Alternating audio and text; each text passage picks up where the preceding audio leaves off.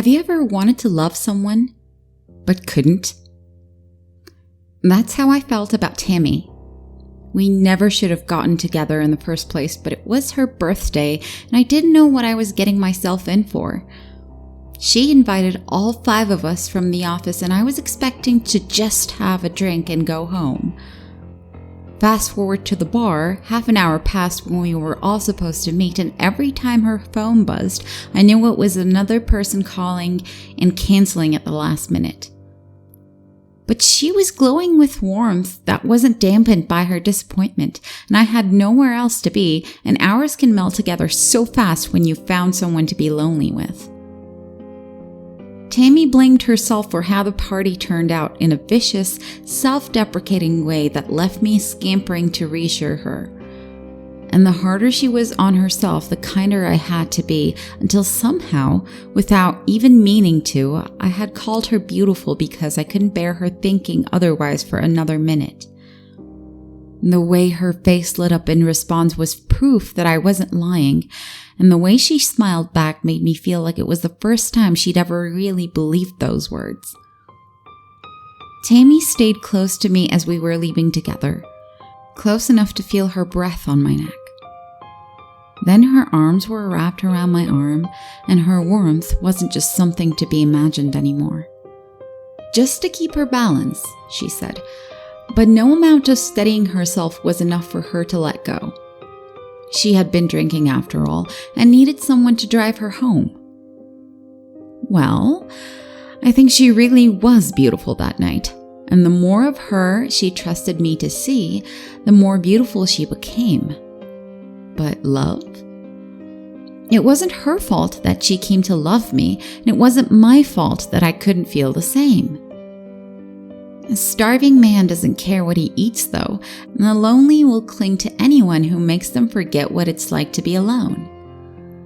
Tammy and I stayed together, and the phrase, "maybe this is what love is supposed to feel like," kept hopping up in my head.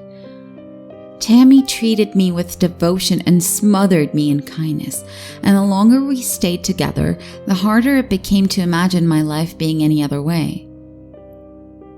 Tammy would do anything to keep me, and she reminded me every day. I could think of no better way to thank her than with everything I had to give. She was nothing but joy on the day I asked her to marry me, and basking in that light, I told myself her happiness would be enough for the both of us for all my years ahead. Then there was my other wife, the one with the shaved head.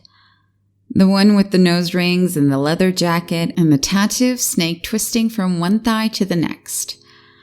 I don't know if you could call Zara beautiful. Certainly not in the same way you could Tammy, but you could call her other names and they'd all turn her on. I met Zara in another town where my company headquarters was. I had to go once a month, every month, but it didn't take long before I found an excuse to go every weekend instead. Tammy was pregnant, and I wasn't proud about what I was doing. But neither was I ashamed, because any guilt I should have felt was a drop in the ocean that was love. Zara was everything I'd never known I'd wanted. She was wild, unrestrained, insatiable. She was a witch who put me under her spell, a demon who had claimed my soul. These are the type of excuses I tell myself whenever the guilt began to crawl up my spine. When I'd hold Tammy at night, I'd tell myself stories of all the mad things men have done for love. I'd put myself in their noble company. And when I fall asleep, I dream of being back with the girl whose touch was fire. A weekend was never enough to spend with Zara, and every time was harder to leave than the last. I couldn't leave Tammy with a child, though, and the anxious worry that this had to end began eating away at me night and day. I kept them both a secret from each other, swinging back and forth, barely trusting myself to call one by name without my tongue betraying me with the others. The more pressure grew, the more insecure and defensive I became until one day, by surprise, Zara told me she was jealous of my time. She didn't want me to leave again. She wanted to be my wife, and fool that I was, I told her that I wanted the same. It wasn't a very official wedding. Zara wasn't into that sort of thing. Our hands were clasped in the forest and our feet in the stream when I placed a ring upon her finger. My life as I knew it had ended forever, and I couldn't imagine anything but happiness to come. I told myself then that I would make one last trip to end things with Tammy. She'd be better off alone, I wanted to believe, than with someone who didn't need her anymore. I would do my part and help pay for the child, and I wouldn't need much money because nothing I could buy would fill my heart the way holding Zara did. Tammy would cry, but I wouldn't break, and in 5 years' time, in 10 years' time, when I'm old and gray with shaking hands, I'll hold Zara all the tighter knowing that I was almost too weak to follow my heart. And maybe that's how it would have gone if Zara hadn't followed me back. She thought she would surprise me by making the trip to help me move. She thought she was being clever by calling my work and pretending to be a client setting up a meeting at my home. How could she have known that Tammy was home while I'd gone to the store to pick up some things for our newborn child? The police were home before I was. The weeping young mother and the screaming punk, it wasn't hard for them to figure out what happened. The knife-slashed curtains and the shattered plates, there must have been quite a fight to be loud enough for neighbors to call the cops. The blood-stained carpet and the dirty tracks in the nursery, there was no way to hide the evidence or mistake what happened to my daughter who was slashed into ribbons before she'd ever learned her name. Zara and I never spoke again, not even at her trial where I was called as a witness.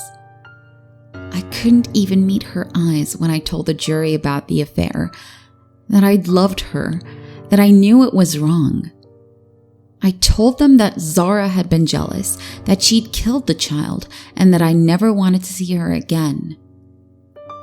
The only thing that could have been harder to bear was when Tammy forgave me.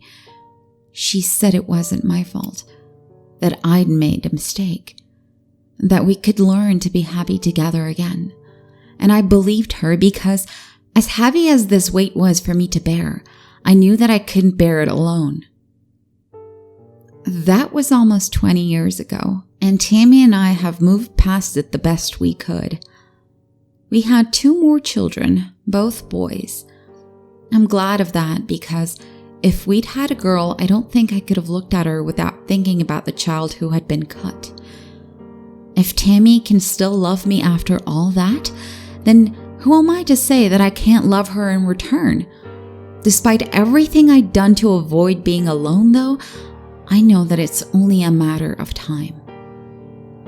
Tammy is sick, and she isn't going to get better. I've been spending every day at my wife's side, and our youngest will be leaving to college in a few weeks. Then it's just going to be me and my regrets, thinking about the words Tammy said to me last night. I told you I'd do anything to keep you, and I did, she told me. If you didn't think Zara killed our daughter, you would never have stayed with me. I had to do it. Don't you see? We've made each other so happy through the years. I always knew I never loved her, but it's taken me my entire life to find out why.